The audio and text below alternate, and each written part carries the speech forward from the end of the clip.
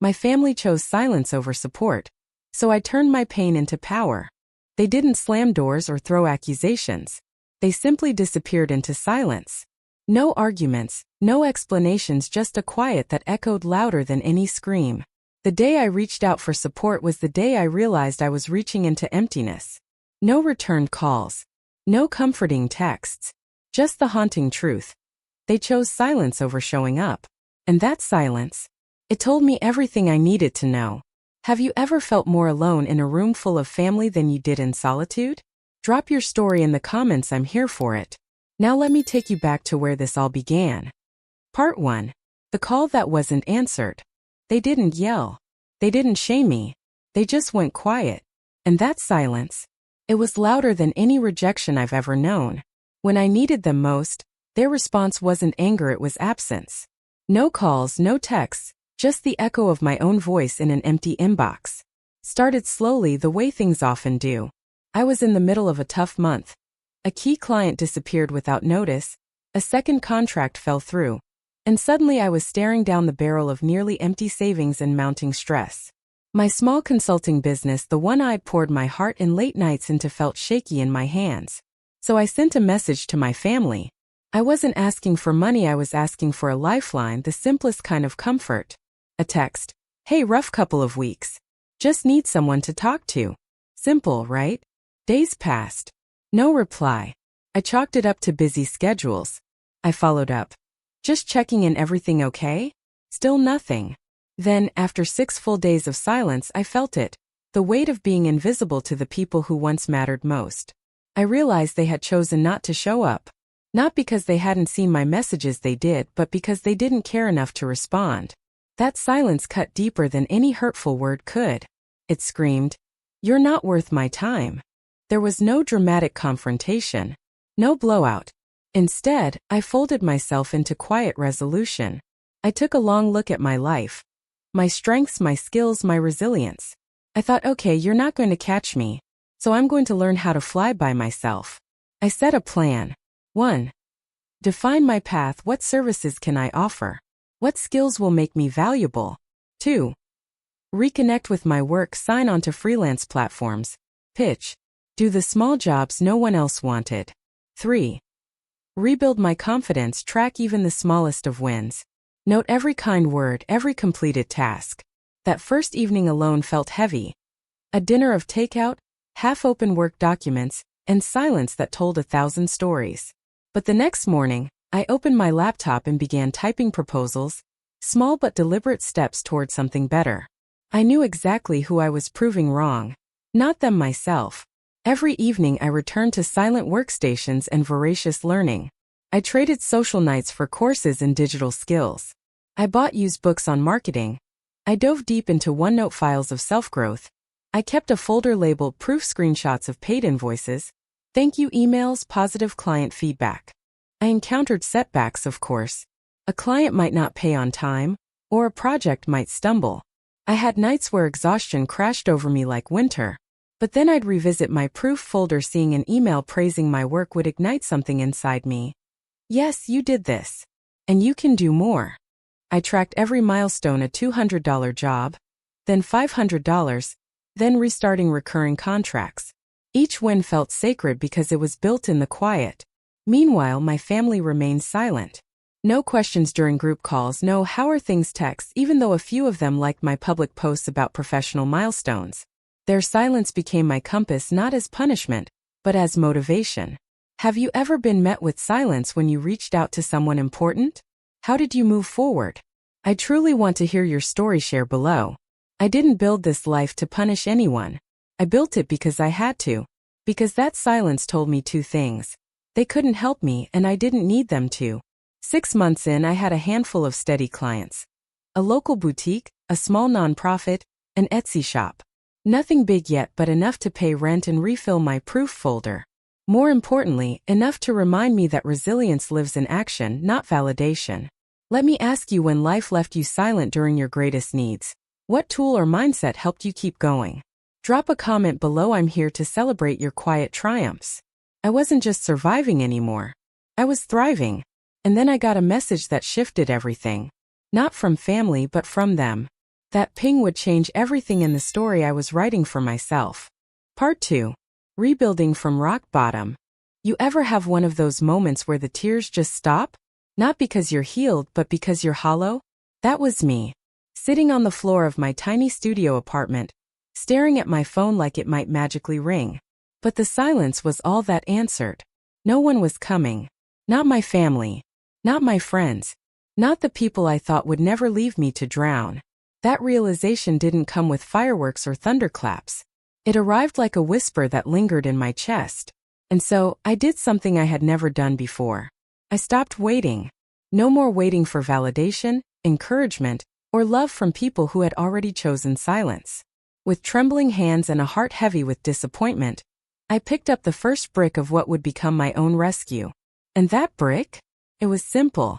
It was a decision. I decided to try anyway. I took the last $17 I had and signed up for a freelance platform. Nothing glamorous. In fact, most of the jobs were tedious, thankless, and barely paid. But they moved me forward. I wrote social media captions for a wellness coach, cleaned up Canva presentations for a teacher running an online class, sorted inboxes and scheduled meetings for someone I never even spoke to in real time. Some jobs paid $5. Others paid nothing at all, just a thank you email and a chance to build a portfolio. But those moments of effort gave me something bigger than money. They gave me momentum. And when you're standing at rock bottom, momentum feels like grace. I devoured free content like it was gold.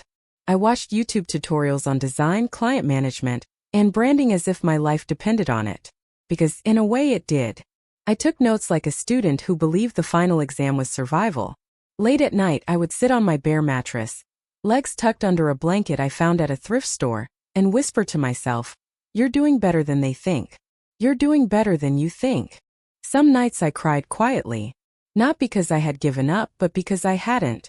Because trying without applause is exhausting. Because healing alone hurts. But I kept going. One night, I started a ritual that would become sacred to me. I opened a little spiral-bound notebook and wrote the word proof at the top. It wasn't much, but it became everything. Inside that notebook, I wrote down every small win. The first time someone called me a lifesaver. A $50 Venmo payment that felt like a paycheck from the universe.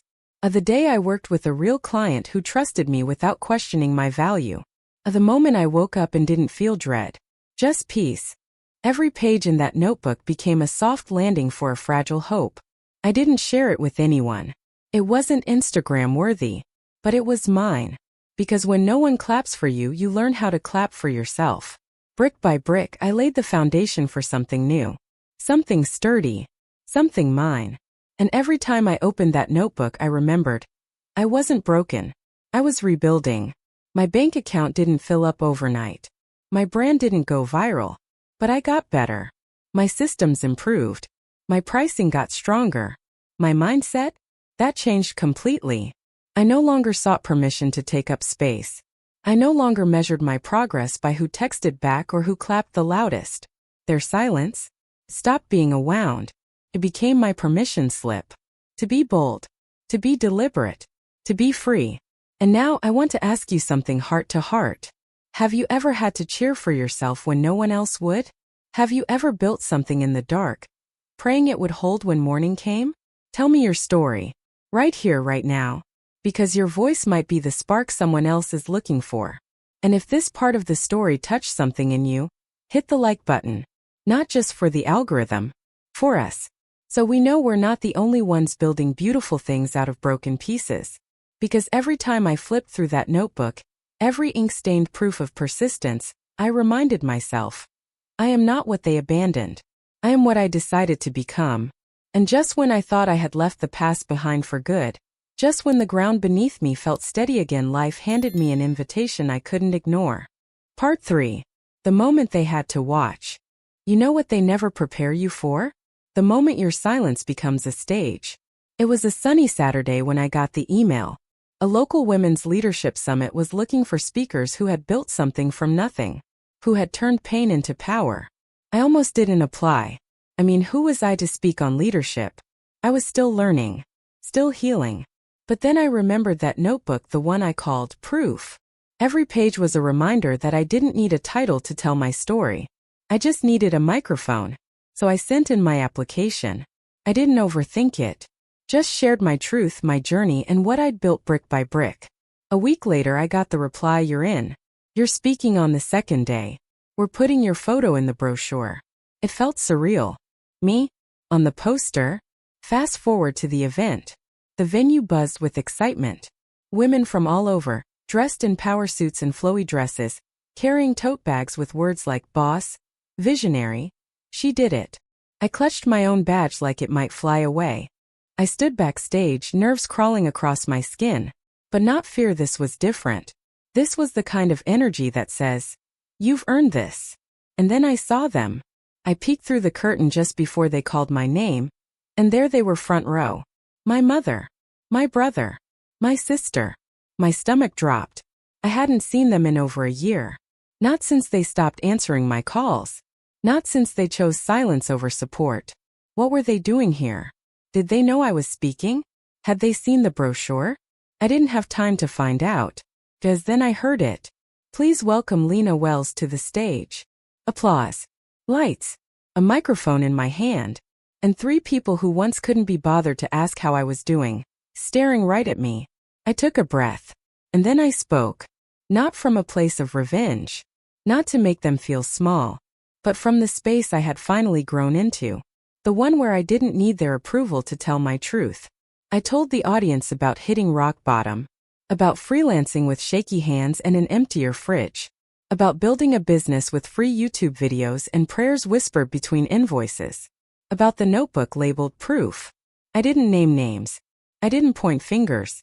But I told the truth. How sometimes the worst kind of heartbreak isn't when someone yells at you. It's when they say nothing at all. How silence, when you're hurting, can feel like 1,000 doors closing at once. And how if you're lucky you learn to stop knocking. I could feel the room holding its breath. But my voice didn't shake. Not once. Because I wasn't speaking to just an audience. I was speaking to the girl I used to be. The one who begged for support in a group chat that never lit up again. The one who cried herself to sleep on a mattress on the floor. The one who thought she had to be chosen to matter. I ended my talk with a line I had written the night before. Sometimes the greatest power comes from the people who left you out of their story. I didn't plan to look at them. But I did. Just for a second. And what I saw wasn't anger. It wasn't pride. It was realization. They were seeing me, not the version they dismissed. Not the daughter or sibling who never quite fit. But the woman who had built something despite the silence. Applause erupted. I smiled, nodded, and walked off stage. And that's when the real shift happened. Not on the stage. But in the moment I walked off it. Because I didn't feel like a fraud anymore. I didn't feel like someone who still needed their love to feel whole. I felt free. I want to ask you something. If you had the chance to speak your truth to the people who doubted you, would you? Would you freeze? Would you fight? Or would you just rise? Tell me in the comments. Let's talk about it. Let's make this a space where quiet voices get to speak loud truths. And if this moment hit home for you, hit that like button. Not for me, but for you. For your journey. For the voice you're still finding, or the power you've already claimed. Because this wasn't the end of the story. It was just the part where they finally had to watch. But the next chapter? That one belonged to me. And maybe to you too. But the moment that changed me most wasn't the one with the spotlight. It was the quiet one just after. When someone I never expected reached for my hand. Part 4. Peace without permission. You would think the moment I stepped off stage would be the most powerful. But it wasn't.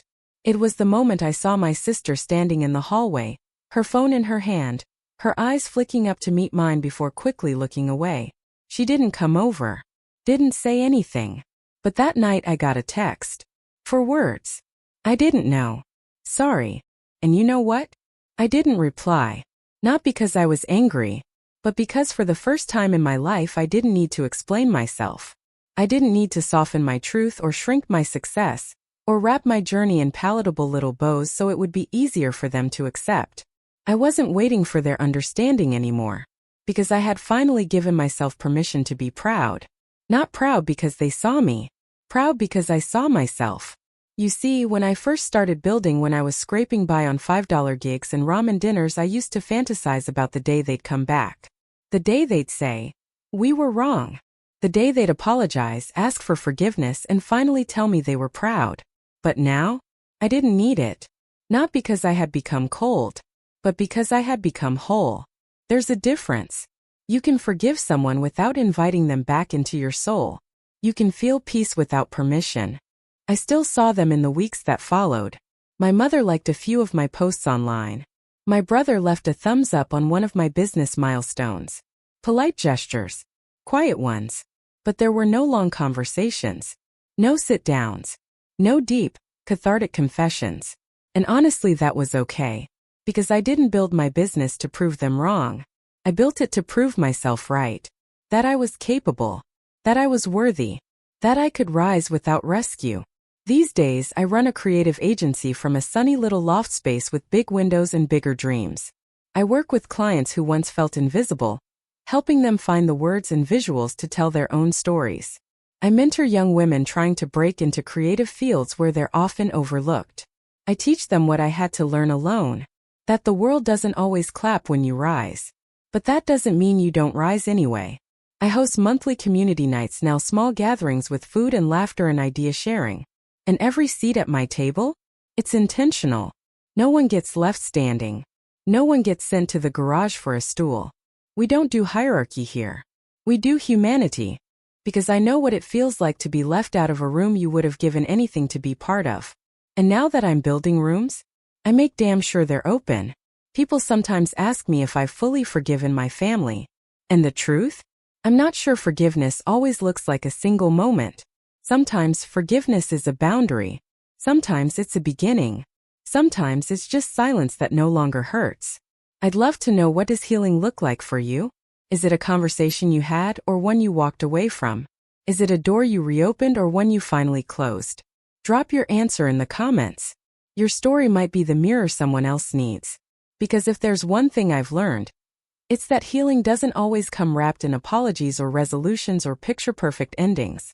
Sometimes healing is you. Still here. Still growing. Still gentle. Still fierce.